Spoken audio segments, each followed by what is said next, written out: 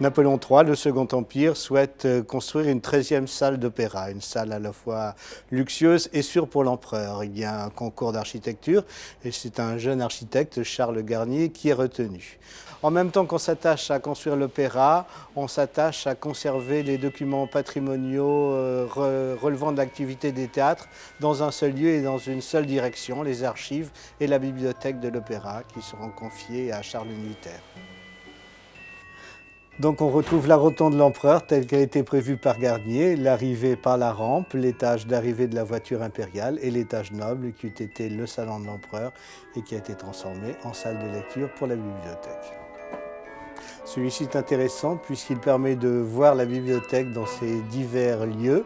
Le premier lieu chronologique qui était donc tout en haut de la rotonde des abonnés. Donc une bibliothèque très en hauteur, un peu difficile à atteindre, vraiment très interne à l'opéra et d'accès un peu commode.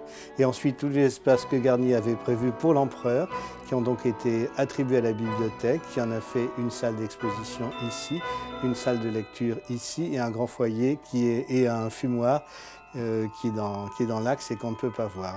La bibliothèque musée de l'Opéra est constituée de nos jours de 3 espaces. 2 espaces qui existaient dès la rénovation du temps de Nuiter et de Garnier, qui consistent en la galerie des Guignols et de la bibliothèque et la rotonde de la bibliothèque. À cela s'ajoutent en 1991 les espaces de la rotonde basse qui n'avaient pas été employés lors de l'installation de la bibliothèque musée de l'Opéra au Palais Garnier, qui sont aménagés grâce à une opération de mécénat et qui deviennent un 2e lieu d'exposition, une rotonde d'exposition temporaire. Nous sommes maintenant dans la galerie dite Galerie des Guignols. Donc, à l'origine, cette salle devait être le fumoir de l'empereur.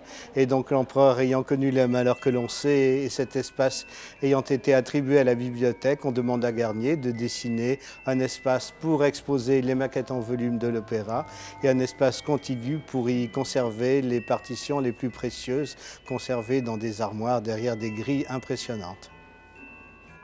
Alors, les livres de régie permettent d'avoir des tas de détails concrets sur la mise d'une œuvre au théâtre de l'opéra.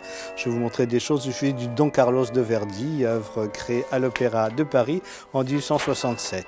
Alors la BMO conserve également des maquettes de costumes pour les spectacles. Et là, je vous ai sorti 4 maquettes de costumes pour une production du début de siècle dernier de Così fan tutte à l'Opéra Comique, puisqu'on a des maquettes et des documents non seulement sur l'opéra, mais sur l'Opéra Comique. Lorsque Nouvel Opéra est inauguré en 1875, l'empereur est tombé depuis 5 ans, donc les espaces prévus pour le souverain déchu sont inoccupés et fermés au public. Le salon de l'empereur, très grand, très solennel, de bonnes proportions, est transformé en belle salle de lecture de la bibliothèque. Depuis 1935, la bibliothèque musée de l'Opéra est placée sous l'autorité de la Bibliothèque nationale de France qui gérait à ce moment-là les 3 grandes collections musicales, celle du Conservatoire, celle de l'Opéra et des siennes propres.